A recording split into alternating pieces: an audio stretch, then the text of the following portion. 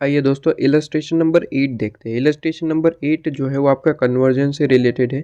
Basically हमने जब illustration number 3 करवाया था, वहाँ पे बेसिकली प्रोविज़न पूछी थी इलस्ट्रेशन नंबर 3 में, और मैंने वहाँ पे ये भी कहा था सर कि अगर इलस्ट्रेशन नंबर 3 फ़िलहाल के लिए अगर आपको समझ में नहीं आता तो रहने दीजिए, क्योंकि कन्वर्जन से रिलेटेड प्रैक्टिकल क्वेश्चन आपको बहुत सारे आपके इलस्ट्रेशन और प्रैक्टिकल पार्ट में देखने को मिलेंगे। प्रैक्टिकल क्वेश्चन वहाँ पे तो सिर्फ प्रोविज़न थी इलस्ट्रेशन नंबर 3 में।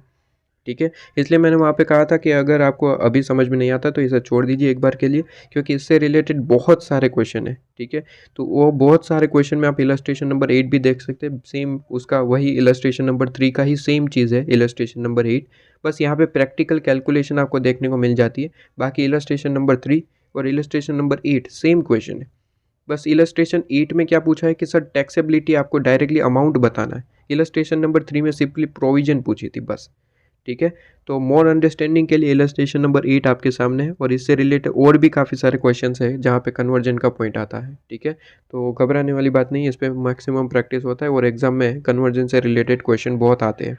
ठीक है, देख लेते हैं, सिंपल सा क्वेश्चन होता है, ज़्यादा कोई यहाँ पे कॉम्प्लिकेटेड चीज़ें नहीं होती। अगर देखें तो यहाँ पे क्या था, इलस्ट्रेशन नंबर 8 मिस्टर ए जो है वो कन्वर्ट करते हैं कैपिटल असेट जो कि इन्होंने एक्वायर किया था 50,000 रुपीज़ में 2003 में। ठीक है, तो जून 2003 में ये कैपिटल असेट को इन्होंने एक्वायर किया था, और कहते हैं कि इसको हम ट्रांसफ़र कर रहे हैं। ठीक है, स्टॉक इन ट्रेड में, तो स्टॉक इन ट्रेड में कन्वर्ट कर रहे हैं, इसे ट्रांसफ़र कर रहे हैं नवंबर 22 में।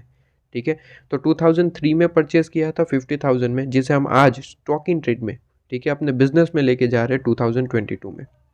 ठीक है, fair market value of this asset on the date of conversion, मतलब कि नवंबर 22 जब हम इसे कन्वर्ट कर रहे हैं उस टाइम पे इस चीज़ की, ये स्टॉक इन यहाँ पे ये जो कैपिटल असेट है उसकी फेयर मार्केट वैल्यू 4,50,000 है। 50,000 में परचेज़ किया था 2003 में, जिसकी वैल्यू 2022 में, ठीक है, 4,50,000 है। ठीक है, और इसे हम कन्वर्ट कर रहे हैं स्टॉक इन ट्रेड में। Stock in trade was sold for amount of 6,50,000 in the month of September 2023। तो कहते हैं कि अमाउंट जो यहाँ पे सोल्ड किया गया स्टॉक इन ट्रेड को, वो अमाउंट आपका रहता है 6,50,000। तो यहाँ पे बेसिकली डायग्राम बहुत ज़्यादा हेल्पफुल रहता है। अगर डायग्राम देखें तो यहाँ पे कुछ इस तरीके से कहना चाहता है कि 2003 की ये कहानी है। ठीक है, 2003 की ये कहानी है। 2003 में क्या हुआ था, हमने एक कैपिटल असेट को परचेज़ किया था। ठीक है, परचेज़ किया था कितने में, 50,000 रुपीज़ में। कैपिटल असेट को हमने 50,000 रुपीज़ में परचेज़ किया था, ये कहना चाहता है। ठीक है, अब समय थोड़ा सा निकला और 2022 आ गया। ठीक है, 2022 आ गया, ये वो टाइम है जहाँ पे हम इस असेट को, ये कैपिटल असेट को हम स्टॉक इन ट्रेड में कन्वर्ट करने जा रहे हैं। SIT stock in trade short में लिख रहा हूँ। ठीक है, इसे कन्वर्ट करने जा रहे हैं, और इस टाइम पे इसकी वैल्यू जो है वो 50,000 से बढ़ के 4,50,000 हो चुकी है। ठीक है, 4,50,000 उसकी वैल्यू हो चुकी है। ठीक है, और इसके बाद हमने क्या किया, इसके बाद हमने 2023 में इस असेट को बेच पाए। ठीक है, 2023 में इस असेट को हमने क्या करा सर, बेच दिया 2023 में। ठीक है, ये 2022 की बात थी जहाँ पे हमने कन्वर्ट किया, और इसे बेच कब दिया है, 6,50,000 में 2023 में बेच दिया। ठीक है, अब इसकी प्रोविज़न क्या कहता है, इस प्रोविज़न यहाँ पे कहता है कि अगर आप किसी भी असेट को, कैपिटल असेट को ट्रांसफ़र करते हैं स्टॉक इन ट्रेड में, तो ट्रांसफ़र कब मान लिया जाएगा, जब आप उसे कन्वर्ट करें तभी ट्रांसफ़र मान लिया जाएगा। मतलब कि अगर इंडेक्सेशन की बात हुई तो इंडेक्सेशन कहाँ तक होगा, जब तक कन्वर्जन हो रहा है, मतलब कि 2022 तक। तो जहाँ से परचेज़ किया वहाँ से इंडेक्सेशन करना है जहाँ तक ट्रांसफ़र किया। ठीक है, तो ट्रांसफ़र कब तक है, 2022। लेकिन इसका ट्रांसफ़र तो अभी मान लिया जाएगा, मतलब कि टैक्सेबिलिटी तो आपकी जो है यहाँ पे कैलकुलेशन तो अभी हो जाएगा, लेकिन टैक्सेबिलिटी आएगी कब, जब ये बिक जाएगा। ठीक है, मतलब कि 2023 में आपको टैक्स पे करना है। कैलकुलेट तो अभी कर लेना है ट्रांसफ़र तक का। ठीक है, कैलकुलेशन अभी करना है, लेकिन इस पर टैक्स कब पे करना होगा, जब ये स्टॉक इन ट्रेड बिक जाएगा। इस तरीके की इसकी प्रोविज़न है। ठीक है, तो आइए जल्दी से इसको कैलकुलेट कर लेते हैं। मैंने याद करने के लिए आपको एक चीज़ बताई थी कि यहाँ पे सिंपली याद करने के लिए कि जहाँ से परचेज़ करते हो और जहाँ से कन्वर्ट करते हो, ठीक है, वहाँ तक का पीरियड, परचेज़ से लेके कन्वर्ट तक का पीरियड, वो बेसिकली कैपिटल गेन निकालने के लिए होता है, CG। और कैपिटल गेन के बाद का जो पीरियड होता है, ठीक है, कैपिटल गेन के बाद का जो पीरियड होता है वो बेसिकली किसके लिए होता है, पीजीबीपी, स्टॉक इन ट्रेड के लिए। स्टॉक इन ट्रेड पीजीबीपी का पार्ट होता है, तो यहाँ पे पीजीबीपी निकल के आता है, ठीक है, पीजीबीपी लीजिए, ठीक है। अब जल्दी से कैलकुलेट कर लेंगे। देखिए, अगर मैं सीजी के हिसाब से देखूँ कैपिटल गेन, तो उसका पीरियड ये रहता है, ये लो, वहाँ पे क्या कहता है सर, 50,000 में परचेज किया था, 4,50,000 में बेच दिया। ओबियसली आपको कैपिटल गेन देखने को मिल रहा है, प्रॉफिट हो रहा है, लेकिन कहता है कि 50,000 की वैल्यू नहीं, उसे इंडेक्सेशन करना पड़ेगा क्योंकि लॉन्ग टर्म है, ठीक है, लॉन्ग टर्म पीरियड है, तो इंडेक्सेशन करिए, उसके बाद आपको पता चलेगा कैपिटल कितना गेन निकल के आया। तो 4,50,000 की आपकी असेट यहाँ पे स्टॉक इन ट्रेड में बिक गई, ठीक है, मतलब कि कन्वर्ट हुई है 4,50,000, ठीक है। तो फुल वैल्यू ऑफ कंसिडरेशन इसे माना जाता है, फुल वैल्यू ऑफ कंसिडरेशन क्या है, 4,50,000। इसमें से हम माइनस करते हैं कॉस्ट ऑफ एक्विजिशन, मतलब कि आपने कितने में परचेज किया था। और बेसिकली यहाँ पे देख रहा है कि लॉन्ग टर्म है, तो यहाँ पे वर्ड लिखा जाता है इंडेक्स कॉस्ट ऑफ एक्विजिशन, मतलब कि इसे इंडेक्स किया जाएगा, ठीक है।